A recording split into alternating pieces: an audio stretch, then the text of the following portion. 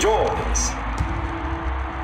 5 hot, 5 not. This is a series in which I look at the 5 hottest wrestlers coming off the last PLE and the 5 not hottest wrestlers, cold if you will, coming from the last PLE. Usually it's 3 hot, 3 not, but 2 nights of WrestleMania, I added 2 hot, 2 not to the list. So let's start with the first hottest wrestler. That's going to be, look at your new U.S. champ, Jacob Fatu. Jacob Fatu won the U.S. title off LA Knight in a very, very good, low-key match at WrestleMania. you know what I mean? I think a lot of people are kind of sleeping on how good it was, and it was very, very well performed. Loved it, and now Jacob is the U.S. champion, and then on SmackDown, he has like all these people vying for him. Drew McIntyre wants to fight the baddest dog in the yard. Jacob, I want to fight you. LA Knight, yeah,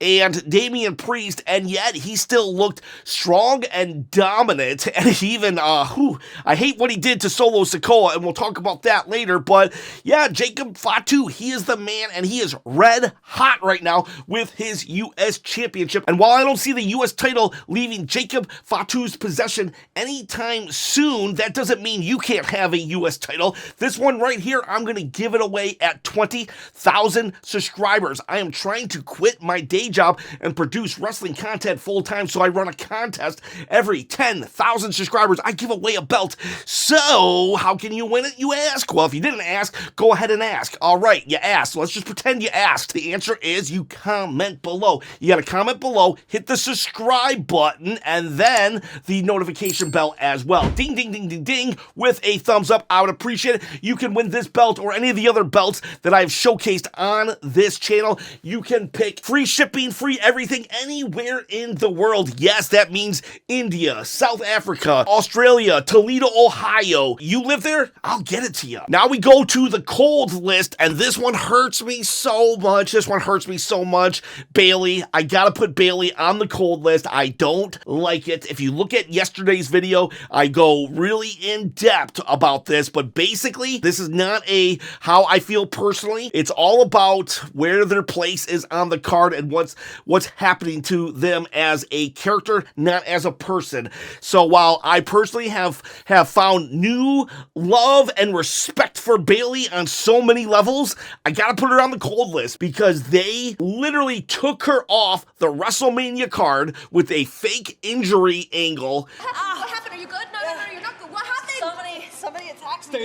Somebody attacked me. To put Becky Lynch on the card. They thought Bayley was so replaceable. So, I hate that. Especially because Bayley had probably the best match of WrestleMania 40, and now she's getting bumped off the WrestleMania 41 card. So we could put in a surprise, get the surprise pop of Becky Lynch. I hate it, and I hate that I gotta put her on the cold list, but I can't deny that as a character in the WWE universe, she's cold. Next up, I'm going to put Dominik Mysterio on the hot list. Dominik is just like, every week seems to get more cheered by the crowd. Even as a heel, we can't help but to love the guy, and he is so amazing, so awesome, and I love that he's always in character.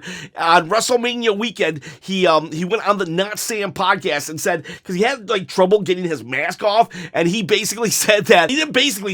flat out said, hey, you remember the movie The Mask? You know why I couldn't get the mask off? Have you ever seen The Mask with Jim Carrey? You know how the mask like gives you powers and it's like, yep, right? So I had the mask, felt powerful, but then I was like, nah, I'm Dirty Dom. I'm the greatest looking Mysterio of all time. So then I was like, let me take this off. Don't go. It just kept saying culture, history, lucha. And I said, nope. It's time. And all the guys that wear masks, they're all ugly. It's like, no, I need to take off this mask because I'm so handsome. That was Dominik. He like gave the most nonsensical, awesome interview saying why he couldn't get a mask off, and he turned a botched into something hilarious. But even that aside, like, people are just loving this guy, and he's come so far from that Nepo baby that, was brought in 2020, 2021, whatever it was. Like, Dominik Mysterio has made the most of his situation, and he's one of the most over guys on the card, to the point that when Braun Breaker loses his Intercontinental title, it goes to Dominik Mysterio. And he was so, like, I don't know if he was just caught up in the moment, but he takes the IC belt, he's walking back to the dressing room, then he's like, oh yeah, I need to pose with the belt, and then he comes running back into the ring, and the crowd is just cheering like crazy. Everybody wants to see this dude succeed right now, and we're all just so happy that he won the belt. Can you imagine? Braun Breaker loses the belt to Dominik? That's crazy and insane and awesome at the same time. Now we go to the cold list. I'm gonna have to throw Solo Sikoa on here. I hate that I have to do this, but can't deny that Solo Sikoa, last year, he was like the top villain after WrestleMania 40, literally until the premiere episode of Netflix. Solo Sikoa was enemy number one, and now look at him. It is like 4 months later, and the dude can't get on the card of WrestleMania. And then a week later on SmackDown, when he's hyping up Jacob and himself, Jacob basically tells him to shut up. Jacob would not be standing there if it wasn't. See, let's not get it twisted. And that just made him look weak. Okay, fine, we might be setting up a storyline that where those two will be facing each other, where Solo Sikoa betrays Jacob, but that's in the future. We're talking right now, and right now, Solo Sikoa has been punked. He's been punked by Roman Reigns losing his Ula Fala, or Roman getting the Ula Fala, Solo losing the Ula Fala. Cody Rhodes, when he returned and he spiked Cody didn't even care. Cody was like, I don't think that was meant for me, and just moved on because Solo was such a non-threat, non-thought to Cody Rhodes. And then this weekend, he can't even get a match at WrestleMania. The dude had a built-in storyline with Jacob Fatu, but people are so not interested. Not everybody. I still love him, but facts are the facts. People are so not interested in Solo that they were just like, let LA Knight fight him. And then he gets punked out by Jacob on SmackDown. It pains me to say this, but Solo Sikoa, my breakout star of 2024, ice cold. Let's move to the part-timers now. I don't generally put the part-timers on a hot list or a cold list because typically speaking, they're always going to be more on the hot side because they're only brought in on special occasions. So no matter what, they have an instant storyline. So I just say their name and I say whether they're hot or cold and why. So they don't count per the 5, okay? So we got, we'll start with Roman Reigns. I would say Roman Reigns is probably on the hot side. If he had not come to Raw the next night, I might have put him on as lukewarm, but I would say he's hot because he was at a huge angle at WrestleMania, main evented. Just because you lose doesn't mean you're hot or cold. So he's in the main event of WrestleMania. He shows up the next night, putting Braun Breaker over.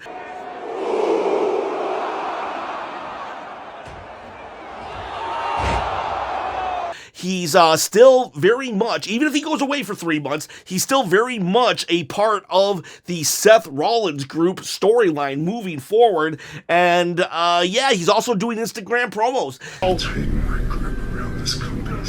Is he the hottest he's ever been? No, but I'm going to put Roman more on the hot than cold side. John Cena is also a part-timer. I'm putting John on the hot side. I hated the WrestleMania main event. I'm not going to get into whether or not I deserved nothing, and it was so brilliant because John purposely made it so horrible that even new fans won't want to become new fans, and whatever, if that's how you feel. I really hope John Cena continues to bore you, but yeah, that aside, storyline-wise, he's hot. He's red hot. Plus, he had 2 segments with Randy Orton coming out of winning his 17th title, and those were banger segments with Randy. So, like, the sky's the limit right now for John Cena. John Cena's red hot.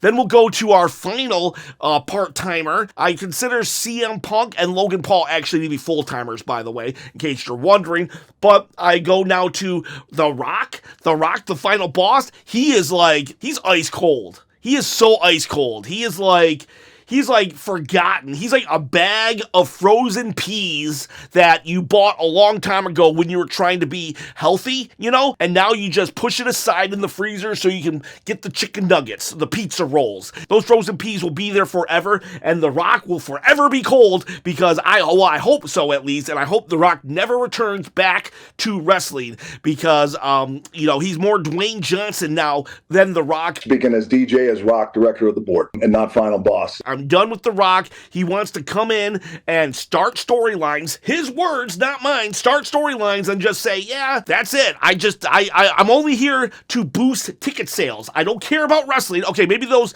aren't exactly his words, but I'm taking what he said and then I'm going to express it with my own words. Okay, fine. So you got me there. I'm just upset with The Rock.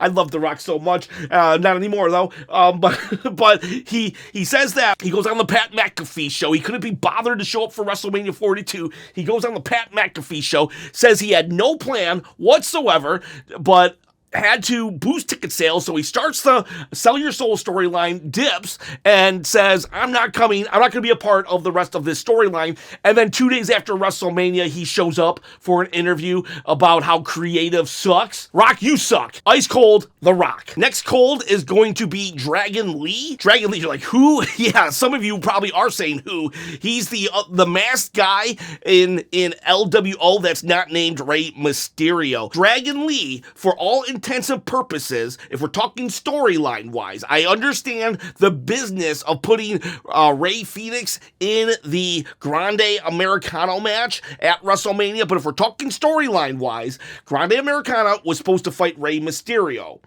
And Rey Mysterio's in a faction with Dragon Lee. Rey Mysterio has a legit injury, so it's not like the Bayley situation. So it's no fault.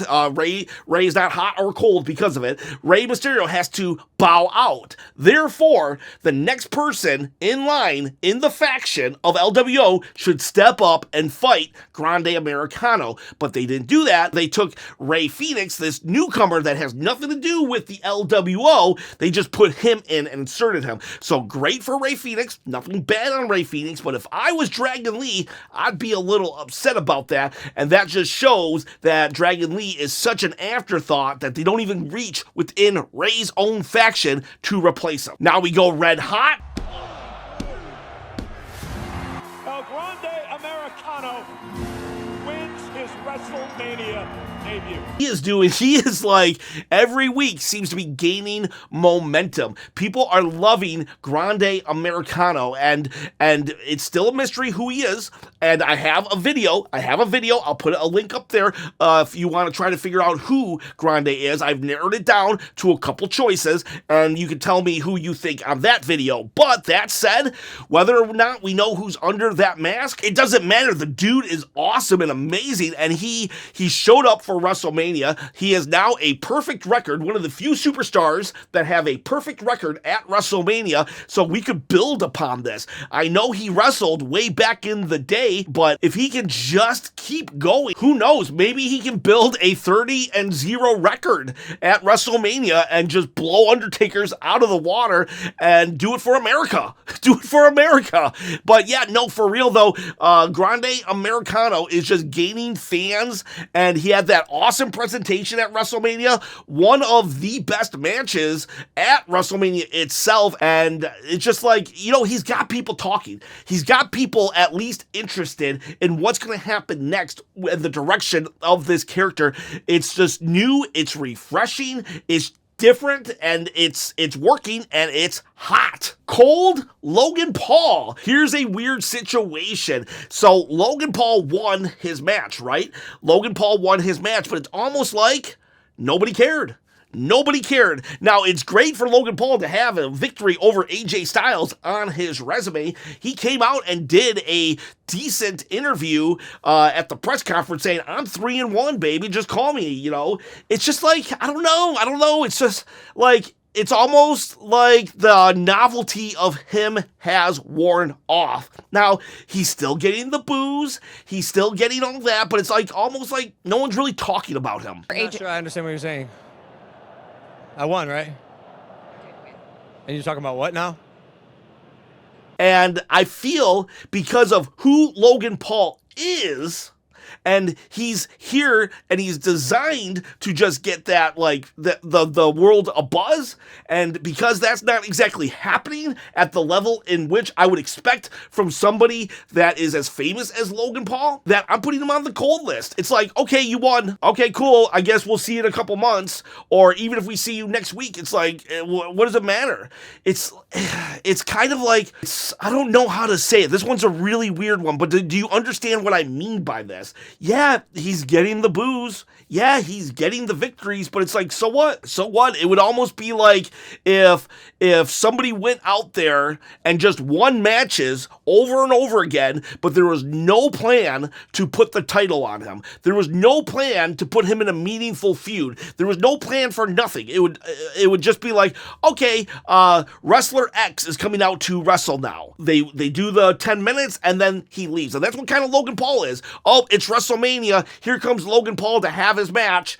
Okay, great. Logan Paul had his match. We'll see you at SummerSlam. We'll see you at Money in the Bank. And then when Money in the Bank comes, Logan Paul comes out and it's like, okay, cool. I can't wait to see that drone shot. It's like, I don't know, Logan Paul needs to spice it up a little, needs to do something. And who knows, maybe it's a feud with Dominik Mysterio. Maybe it's a tag team with Dominik Mysterio. Something needs to be added to the formula of Logan Paul, because it's like, it's not that he's not working, but I don't know, it's for who he is and for there to be no real talk or buzz around him, that means he's cold. And by the way, that's coming from a Logan Paul WWE supporter. I do enjoy him as a character within the WWE universe. Whatever you're talking about is irrelevant. A win is a win. I will say this, it was very difficult for me to put only 5 people on, or factions on, the hot list, because a lot of people came out of WrestleMania looking really, really good, but the 5 that I chose are the ones who I feel are the hottest. For example, Jey Uso and even Gunther, who lost, I feel both of them are actually hot right now, but they're not on this list, and that's going to be like kind of controversial. Why isn't Jey Uso on this list? Well, he did win, and, that was a 10-week storyline. He won it. Great for him. World championship. But, at the press conference, he came out drunk. Internet, I don't know what it is. Soak it in, because this is it right here. You know what I'm saying? Whatever your thoughts on that are, your thoughts, but it didn't necessarily make him look good as a champion. And then also, the next night on Raw, it was just a hug fest. Now, I'm sure it'll heat up, and I'm sure in like a week or two, Jey Uso will be red hot again, but for the sake and purposes of where he's at with the story, I just didn't feel he was hot enough. He's hot, not cold, but he's not hotter than the 5 that are on this list. And same with Gunther, actually. I think Gunther, he's pretty hot because of what he did on Raw.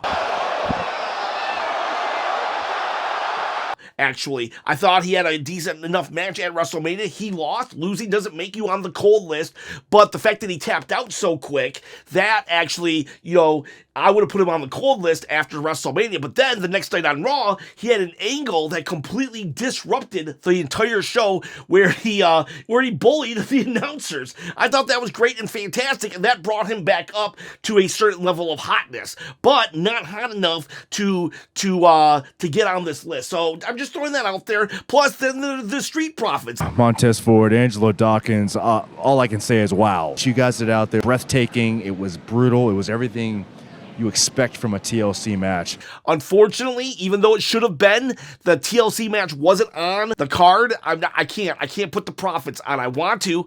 That's why I wore the shirt, because if I couldn't put them on the list, I figured I'd wear their shirt.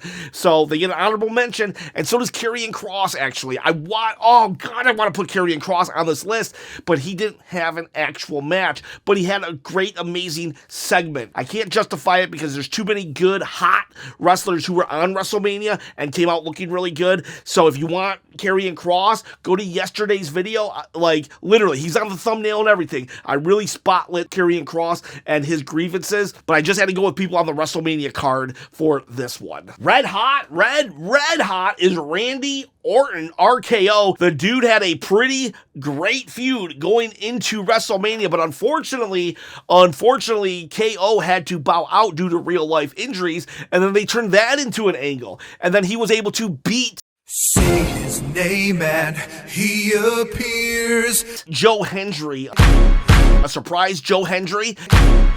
And that was like a WrestleMania viral moment. And so, great there. And then after WrestleMania, he's inserted instantly into John Cena's first opponent. Now, whether you think that's a good idea or they should have waited, doesn't matter. All that matters is right now, Randy Orton is poised for a program with John Cena in his home city, his home state. And it's like, this is a throwback to their 20 years of history. 20 years of history feuding.